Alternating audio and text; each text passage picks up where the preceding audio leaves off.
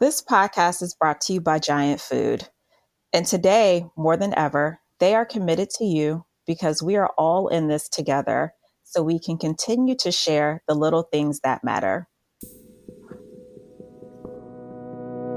Recorded live from the lobby of the Line Hotel in Adams Morgan, Washington, D.C.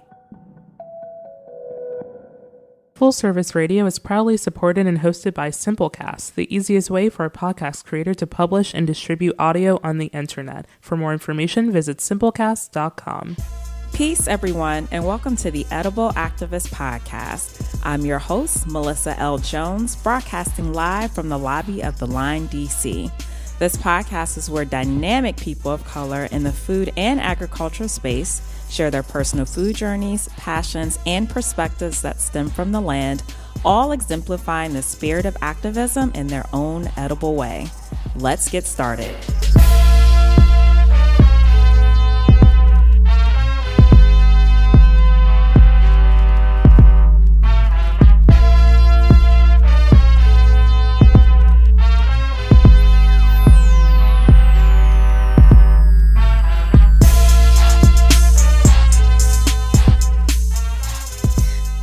And welcome to the Edible Activist Podcast. I'm your host, Melissa L. Jones, broadcasting here on Full Service Radio.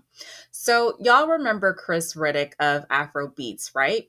Podcaster and urban gardener, bringing you all the garden to table content online into your inboxes. He's also taken over my Edible Activist podcast before as well. I was able to catch up with him and see what he's been up to during #Rona. Y'all know he's always creating growing hacks for small spaces and amazing food dishes. Well, tune into this episode to hear about his latest garden container project, what he's been whipping up in the kitchen, vegan style.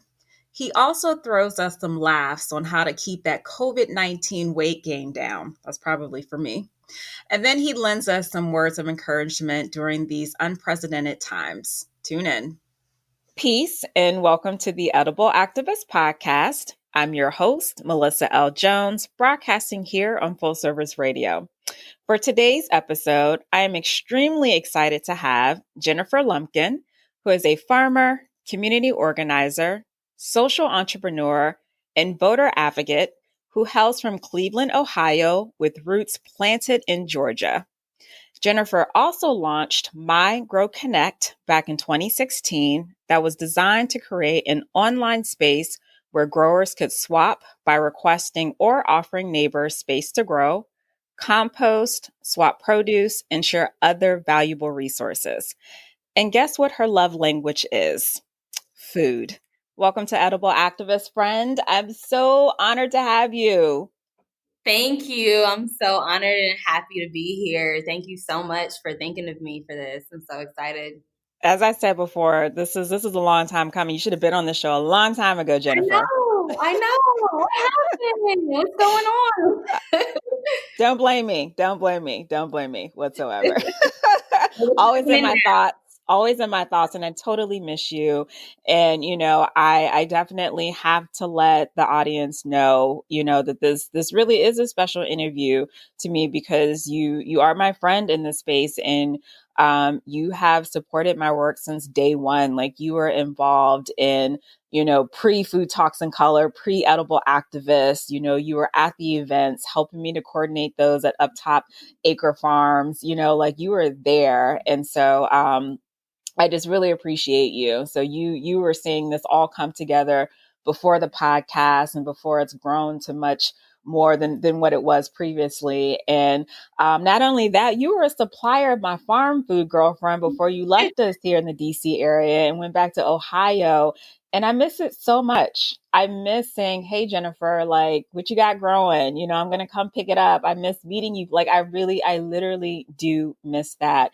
And, especially coming from a Black, smart, intelligent, dynamic, woman who is militant in her own right, and just really what you stand for is just really just so amazing. And you're so rooted And I really do. I love that about you. So, and your presence is missed. It's missed here, but Aw, that's my I'm staff about to intro for cry. you.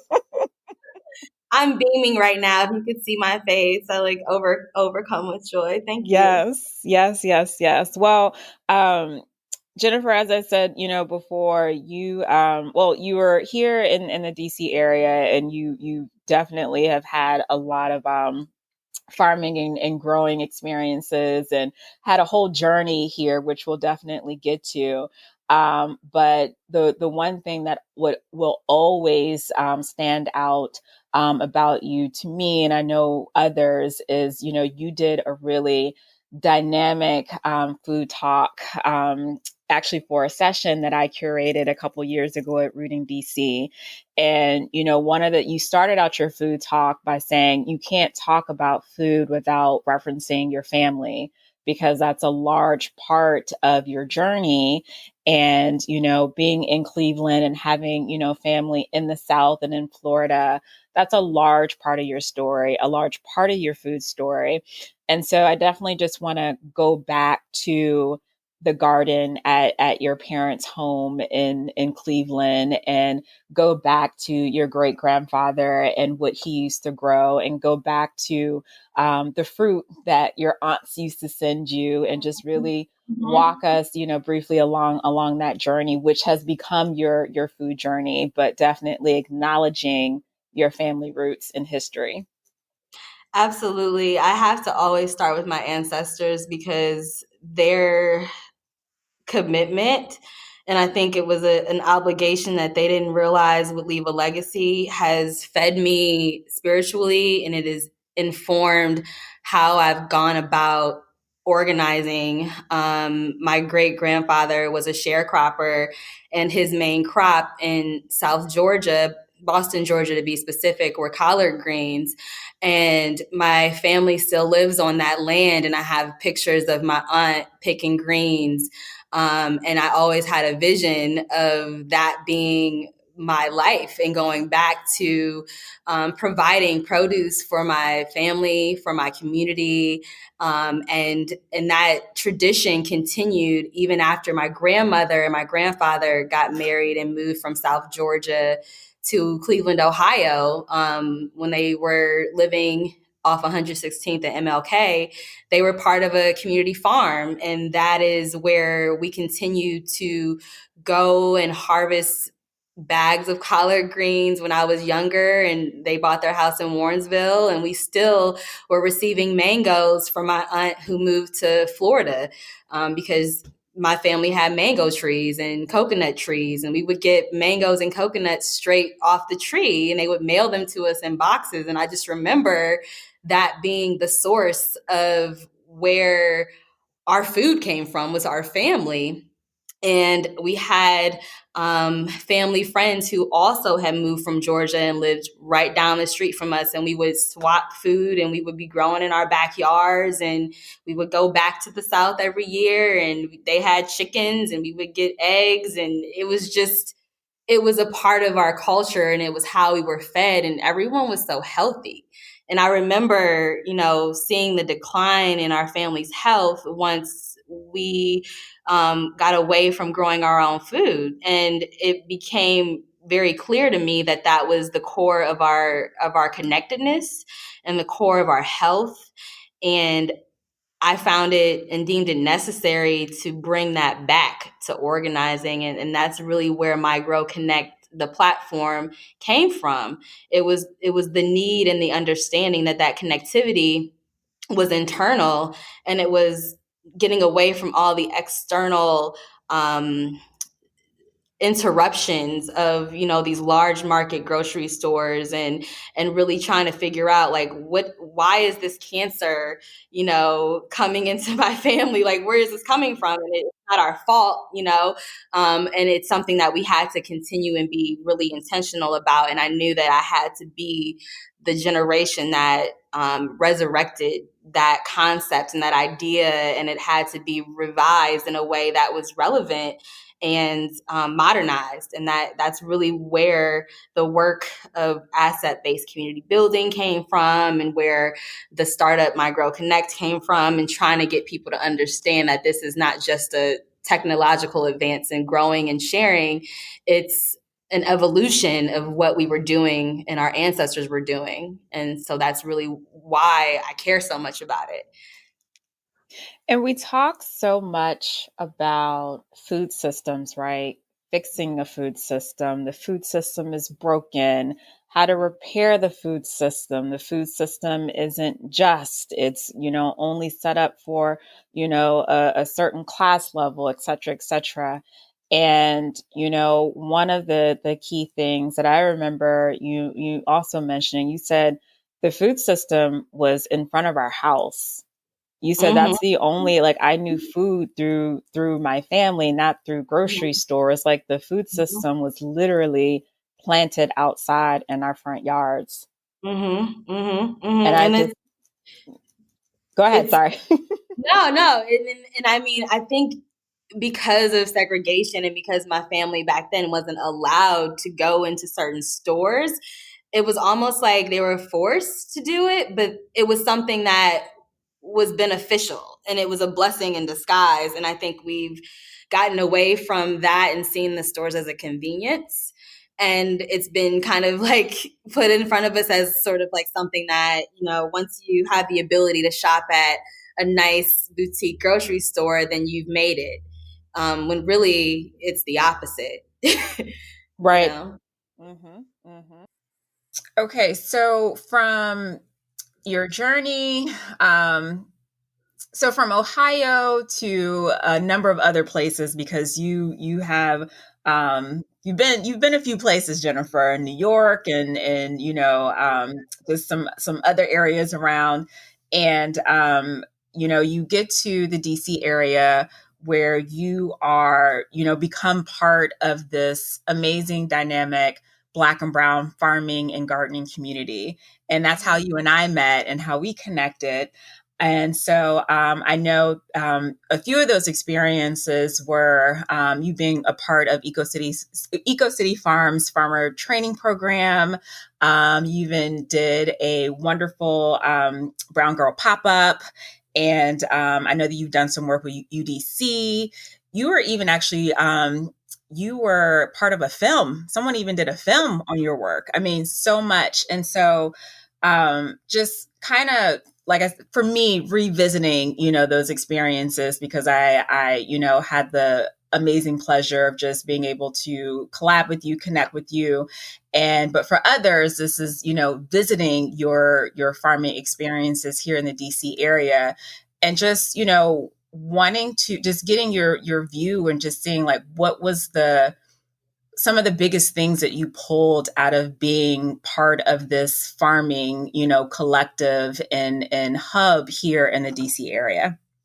Absolutely. I mean, I can trace it back to the day that I took the Afroecology series with Violet and Dom Xavier, and learning the importance of ensuring that what you're doing is a movement and a paradigm shift. And I know that the influence that it had on me really came into play when I was the farmers market manager for Eco City, and really looking for vendors, specifically Black women, Asian women, women who were very intentional about where they sourced their ingredients for anything that they were curating. So Sashel from Posh Pack is a chemist, and I had never really had a close friend who was a Black female chemist. And how influential and how dynamic is that, right? Like, She's dope. I love Sash. I love her, and I love her products. Love her products. She's amazing. absolutely. And then meeting Lauren as an artist and a farmer, and working with her on Yes. ethnic crops and distribution at the UDC farm, and understanding what it means to be a Black woman who lives abroad and starts a movement abroad, and how that created just such a rich sense of connectivity, because the global perspective for me really wasn't something that I was aware of growing up in Ohio. So getting this sort of collective of Black women who were all a part of a farmer's market that to some degree was pretty traditional and conventional. We were in the same location every week, and we realized like we were not reaching our people. No matter how much we promoted, we were like, we need to go to our people. We need to go to the places where we have joy, where we exist, and where we see that there's an absence of agriculture and natural and holistic living. So we pretty much were like, let's take this show on the road. We were like, we got it. Like we're doing it every week. So let's just take this on the road. And that sort of ambition and drive, I think, was really fueled by the intentionality of looking for people who were aligned in their thinking. And that is really what I think took the practice and the learnings from Afroecology into a movement. And it really actually created a new model for what farmers markets can look like, specifically when you remove the aspect of distribution and you actually are just taking the food to people, right? And that really maturated into so many different things like the after school program, and actually having the kids grow their own food, but then also bringing all those farmers to the school and saying, you have Black farmers in your community. So why are you going to these big box stores when you have a relationship with farmers who are here to ensure that you are not only growing mentally, but you're growing spiritually and that you have that level of connectedness. So I think Afroecology really informed and influenced how we created Pretty Brown Girl Pop. And I mean, even the name, it was just so authentically us. And people are still writing me now, like asking if we do Pretty Brown Girl Pop.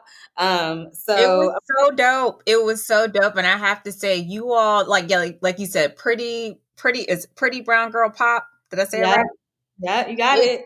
I loved I remember pulling up on y'all, right? And and like you said, you all sought places where agriculture was missing, but in spaces of color, right?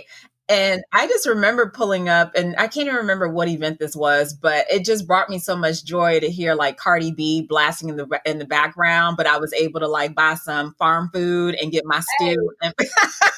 Yes, we had so many different people like on the street. We were literally like on the street. You literally were, yes.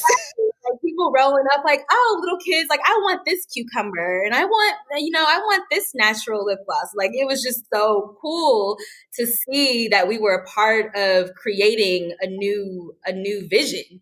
And people were like loving it. And I think Maisha is the person who said like, I want to make this cool, and that whole idea of making it cool was like, okay, that is inherent to what we do without even thinking about it. It was just exactly. Like, this happened. And that was just so organic. I really appreciated that time. Yeah. Awesome. And let me tell you, y'all, oh my gosh, Jennifer worked her butt off at those markets, man, which is no picnic in setting markets up and marketing them. I mean, you have experience also just from the operational side too, Jennifer, marketing, branding, and like getting the word out about a market, especially a new market. Like that was a lot. It was a lot, but it wasn't work. It wasn't actually work. And I think, going to university and learning, public relations and advertising helped because it taught me what not to do. Because I think like learning the traditional institutional ways is good when you're a resistor, like when you're, a disruptor. So a lot of my practical knowledge came from like working at like TJ Maxx when I was in high school and, like learning all the things that it takes to run an operation. But strategically, I mean, working with people who are aligned with you, it really doesn't feel like work. I mean, it felt really like a celebration every time. It was just so joyful and so filling. And it still is. It still is, even just thinking about it. That's wonderful. That's wonderful. I mean, and in talking about collective agency, especially amongst Black people, Black and brown people, is that something that you have and also going back to creating these systems, would you have considered this a system that was working for us or working for you all to reach, us, Absolutely. I mean, it worked because um, we knew what was existing wasn't working. I mean, we saw the health disparities. I saw a lot of death in my family, and we knew that there weren't a lot of opportunities for Black farmers to participate. So, what we were doing was we were creating channels for Black growers to actually grow and thrive and have an audience. So, the collective agency was, I think, illustrated by the fact that we were doing it ourselves. And we were also creating other venues and avenues and ideas for people to reimagine what it can look like to be a grower, what it can look like to be a chemist, what it can look like to be an artist. And it has to be collective because that's where the power is. So I think that, the way that we worked together collectively created agency, not just for us, but for others. And I think the after school program was especially helpful in informing that, because I was able to hire people and bring them in and actually pay them and show them their worth and have them assess their worth in a way that wasn't institutional, but it was self-actualized. So I feel like that was something that hadn't been created before. And now that people know they can do it, the traditional means are pretty much obsolete at this point because we don't need them. And I think that is what I'm kind of taking with me in all the organizing I'm doing in Cleveland, and saying you don't have to do it that way. Your goal is to create as many options as possible. And when you're creating options, there's no limit to what you can do or what you can be or how you do it. So, and let me tell y'all, Jennifer is the queen advocate for get paid for what you do and what you do well. She does not play any games, okay? And I learned that a lot from you, Jennifer. It's so funny because I'm organizing with the Jail Coalition, and the main part of my activism has been securing funding so that formerly incarcerated people can get paid to organize. Wow. And that has been the biggest amplifier in all of my work, is that the people who are most affected should be the people who are able to do the work and be compensated and make a living and not have to decide whether to fight for a cause or fight for their life. Everything should be integrated. So I'm so glad you said that, because it still resonates even today. Absolutely. And let's just be real for another minute, be even more real for another minute. I mean, I remember even having conversations with you about this when you were here, because, it's often where, our counterparts want to defer to us about what's happening in the food system and asking for our insight and our perspective and how we can do this and how we can do that. And here we are putting together a strategy without putting it together, and laying down, laying down the foundation and saying, you need to do X, Y, and Z. And your argument from day one was, hey, where's the paycheck, and it's often the ones who are affected, are the ones who are doing the work, and you're still being asked for your opinions and your perspectives, and you're not writing a check. And you've always been an advocate since day one. And I appreciate you for that. Appreciate you. You know what? I think the piece that was always missing was our griot. We did not necessarily have a documentation of what had been done before in the way that you're doing it. And knowing that this will be transcribed and live and have posterity beyond me is so fulfilling, because it won't have to be redone from square one. It can actually be deferred to. They'll have a reference, a point of reference. So this is amazing. And I think that all of us collectively are doing our part, especially with Food Talks and Color. So this is a primordial piece to all that as well. Thank you, dear. Thank you. Yeah. All right, folks, we're going to take a really quick break and we'll be right back.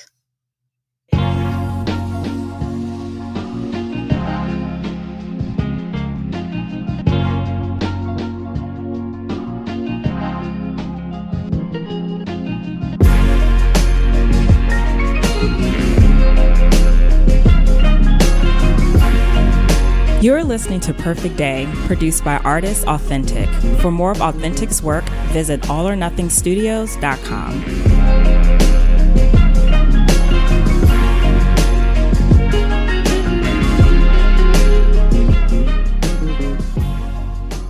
This podcast is brought to you by Giant Food. Whether you are concerned about diabetes, heart health, losing weight, or just want to improve family meal times, Giant has a team of nutritionists ready to help you make the best decisions to meet your health and wellness goals. You can check out their personalized consultations online or by phone. Just go to giantfood.com/nutrition, or they have nutritionists who are available to answer any of your questions at nutrition@giantfood.com. So Jennifer, I remember when I first learned that you were leaving us and going back to Cleveland for all good reasons. And I remember our conversation to this day.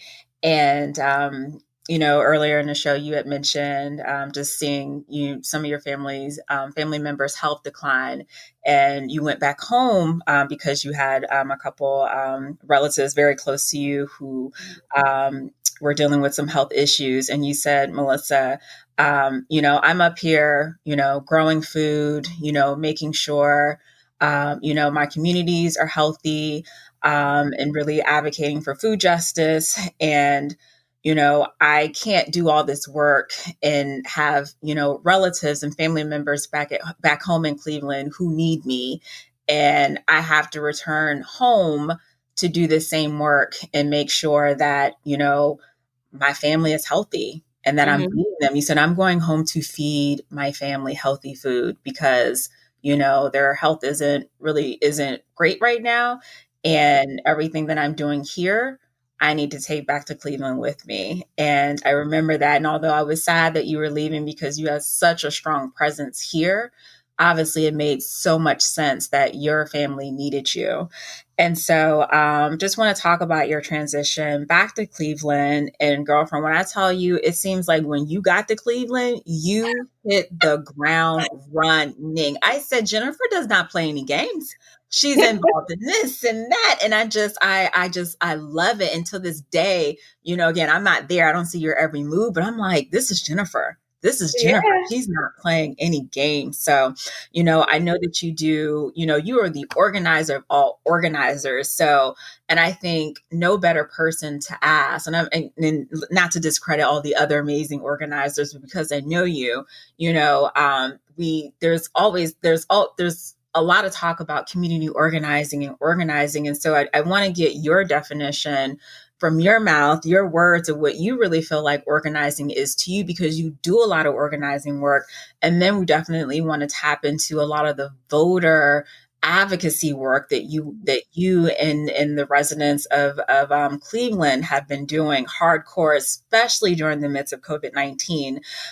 So yeah, let's chat about community organizing and what you feel like that means to you.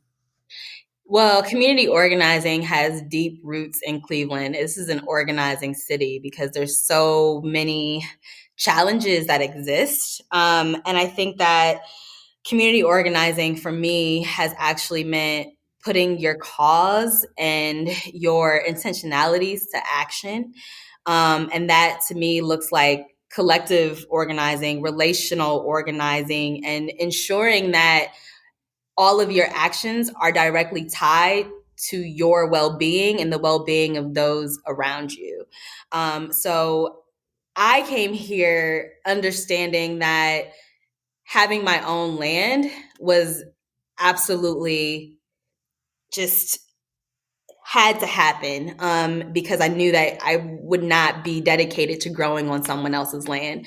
So I purchased a home in November, moved in November 28th. I actually live right down. Congratulations! Oh my gosh!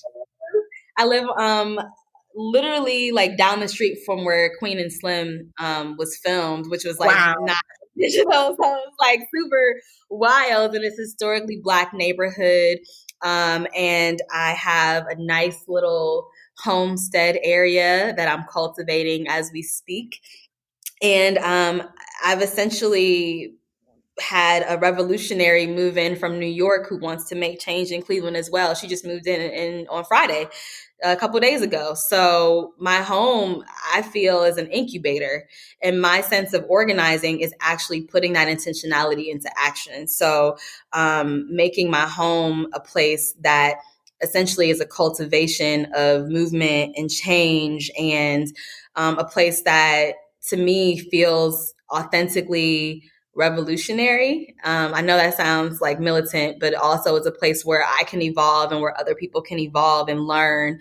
And outside of my home being that place, I've really tried to make sure that all of the movements that I'm touching, whether it be the jail coalition, democracy building and voting, has a sense of true agency, but then also collectivism. It has to be folks working together, and it has to be Black people centered in all of this. We are over 50% Black in this city. This is one of the few metropolitan areas in the country that is over 50% Black. However, we pull in a much smaller amount of revenue and funding from all of the money that's made in our city. So when I look at the agricultural landscape that exists in Cleveland, it mostly came out of philanthropy. And it came out of money that is privatized and is endowments from a lot of older white families. And I think that while that money can be a seed starter, it cannot be the main source of where our land is procured from. So I really tried to be very intentional of making sure that what I'm honing in on, what I'm cultivating, is self-curated, is self-created. So I've been working so hard so that I know that when I have my babies and my babies have their babies, no one can take it away. And that's how I feel about organizing. If we're doing the work ourselves, no one can pull the sheet from underneath you because it's coming from us. It's meant for us. And that's what I really feel organizing should be about. No matter what the cause is of the organizer, it should always be coming inherently from you. And it should be guided by the well-being of yourself and others around you. Yeah. Wow. Wow, you better say it. You can't take it from me. You can't. You will have to snatch this wig off before you take it. And that's, you know what? And Kevin, I know you know Kevin. Kevin's like one of my mentors. He always says, "I can be paid, I can't be bought." And that has run so true about every facet of organizing. Like, I can be paid, but I can't be bought. So yeah, that's Kevin's another Kevin's anecdote. a good dude. He actually is funny enough. I spoke to him last week. He's awesome. He's awesome. Shout out to Kevin. Shout out to Kevin. That's amazing. Well, I also know that you've been, you and a handful of, residents and community members have been, boots to the ground, with just advocating for, like register to vote, guys, like get those votes in. And extremely important. I mean, we can have an entire episode just about voting rights and the history of voting, and why it's important to vote. I mean, and I know that's something that you're really passionate about as well. And that affects, obviously, we talk about policy, we talk about land, so many things that's associated with policy, and really us needing to have our votes counted. And so, especially given these circumstances and times during COVID-19, what has it been like? And because I know this has been a blocker for some, and it's definitely an issue that many folks are talking about. But what has it been like out in Cleveland, and really just being boots to the ground with, voting advocacy, and but in the midst of social distancing and with the virus that's taking over? I mean, I can honestly say that this virus has bred solidarity between the Black and Latinx and Asian communities. It has really forced us to quickly recalibrate the ways that we initially thought we would be engaging people face to face into creative and I think culturally authentic ways, like Caravan. I was inspired from Puerto Rican movements. We've also done multilingual hotlines where people can call us up and request their applications, and we actually like hand delivered them to people and pick them up. So it's made us actually closer, and it's made us work together in a way that we weren't able to do with the obstruction of the institutions that we typically would have to deal with, because we're all in our own isolation and we can kind of pick and choose who we're working with when we're working with each other. And it's also forced us to keep our ears to the ground. Like, we listen to our family, we listen to our friends, and everything we're doing is much more culturally informed without the distraction of, traditional BOEs or state government. And they're asking us for help now. So it's really created this power shift and created, I think, a more social entrepreneurial aspect of how people are organizing and addressing the inequities. So we have a very low voter turnout. Our turnout is about 22% here in Cleveland across the county. Oh, wow. Wow. So it's very, very low, but it was exacerbated with the pandemic. I know about 3 people who've already passed away. So people are dealing with mourning and loss. And on top of that, you already have folks who are disenfranchised because of redlining that happened in the early 1920s, and we are still living in those same areas. And all of the iniquities in voting and who gets their ballot first, who gets it last, our mailing systems, our communications, digital redlining, people don't have Wi-Fi. So all of our challenges that have stemmed from historical and systemic racism have been exacerbated, but it's also made us even more tenacious, I would say. Like, we don't back down. So y'all about that life, okay? Yeah, we go hard. Cleveland goes so hard. And I think that if anyone wants to see what organizing actually looks like in real time, they should come to Cleveland and spend 30 days here. And you'll meet the most amazing, dynamic, and tenacious people you probably meet across the country, because it's necessary and it's needed. But the solidarity is, I think, what's come out of this COVID experience for sure.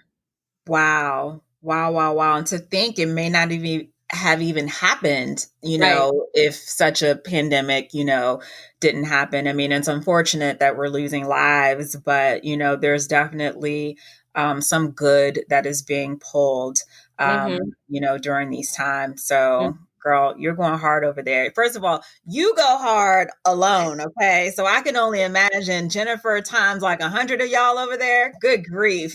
Exactly. They do not back down. So that's so dope. Well, we're going to close out in just a moment, but, are there any like food projects coming up, any farming projects you got? I know I'm so excited, about your home. Congratulations, your land, your homestead. I'm so excited for you. Are there any other projects on the horizon that you want to share, or that I'm just being nosy at this point? Yes.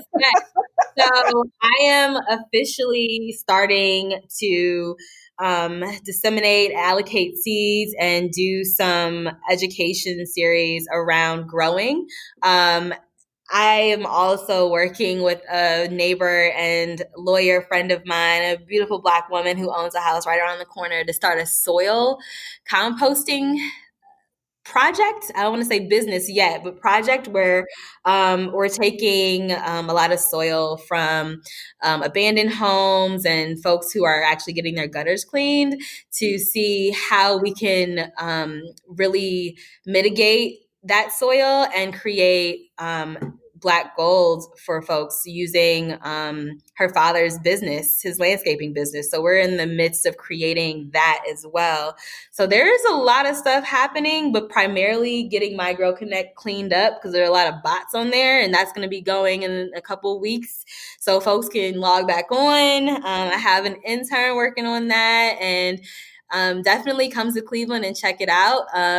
in person, but the soil business will be up and running. It might just be a share source business. It might not even be something that makes a whole lot of cash, but we're looking to show people that people like us, everyday folks, can actually start a social entrepreneurship with what you have at home, because it's already inherent to who we are. These things happen in nature. So we're really trying to influence people's understanding of what it means to start a venture and how you can do that with your neighbors and your friends. So That is that's so dope. That is so exciting. Okay, two things. I'm coming to Cleveland to visit. So, I'm coming. I hope I'm invited. You are invited. Come. Right. Thank you. And that soil adventure sounds so amazing. It makes me think of I have to shout her out, Passion Mary in Detroit, from Detroit Dirt. Y'all go look her up. She is amazing. Just another amazing Black woman, in the climate change activism space, who is just like, turning the soil into Black gold, as you said. So, so important. It's like our main crop. So if our soil isn't taken care of, then we don't have anything. So that is amazing. Jennifer, where can folks find you in the meantime while My Grow Connect is still being updated? You can find me on Instagram. My handle is I am Jennifer Lumpkin. And you can also log into Instagram to go to My Grow Connect. And both of those handles are active and working, and I communicate regularly. So hit me up. Cool. All right. So I got a quick rapid fire for you. Are you ready? I'm ready. Bet. All right. What is your favorite veggie right now? My favorite veggie right now, I am actively eating and processing dandelion root. I don't know if that's a vegetable, but that's what I'm doing. That's what it is. Dandelion root has been the source of my favorite veggie at the moment. There you go, girlfriend. We'll take it. Okay. What is your favorite fruit right now? Mango. Child, I murdered one yesterday. I murdered it. Yes. I killed it. You didn't even know it was a mango by the time I was done with it. It was the so seed good. Is so good too, when you eat around the seed, and yeah. Man. All right. Sweet, spicy, sour, salty, savory, or bitter? Savory for sure. Love me some garlic and onion. Yum. Yum. Yes. You do, because I remember the stew you used to make full of garlic and onion, man. All homegrown. Ooh, it's my favorite. I love it. Savory has got to be the winner, definitely. All right. What's on your playlist these days? What's in rotation? Oh, let me tell you. Okay, so revolutionary playlist includes Jamila Woods. Yes. Wale. Yes. And Nina Simone. Yes, Nina. Those are my top two. Yeah, but Jamila Woods is like a hitter. Like I have to listen to her. And then what is her name? Gosh darn it. Black Girl Magic and Two Blunts. Look up those two songs. Her name is escaping me right now, but yeah, she's dope too. I love that you call it the revolutionary playlist. I love that. Yeah, that's part of my most recent community organizing action. We're doing a revolutionary playlist to talk about the census. So that's like at the top of my mind right now. That's dope. I've been blasting a lot of Ari Lennox because I absolutely love her as an artist. She is amazing. She is amazing. So yeah, I have to just put that plug in. Love you, Ari. Love you, girl. Jennifer, thank you so much. This has been a pleasure. I have the utmost respect for you, your work. You're dynamic. And I can't wait. There's so much in you. You're doing so much. And I like your name, like you're going to be honored. Like the city is going to honor you and like a ton of people. Like I just see it because that's just like, that's you. You deserve that recognition. And shout out to the other amazing people who are boots to the ground as well out in Cleveland. So thank you all for listening, and peace. Peace. Thank you everyone for tuning in. We are here live on Full Service Radio every Wednesday at 11 a.m., where you can catch today's episode on fullserviceradio.org, as well as iTunes and Spotify. Be sure to follow me at Food Talks in Color on Instagram, Facebook, and Twitter. Are you an edible activist? Sure you are. Come join me on the show. I would love to feature you. Just shoot me a DM on the gram. Peace and blessings all. And remember, there is no culture without agriculture.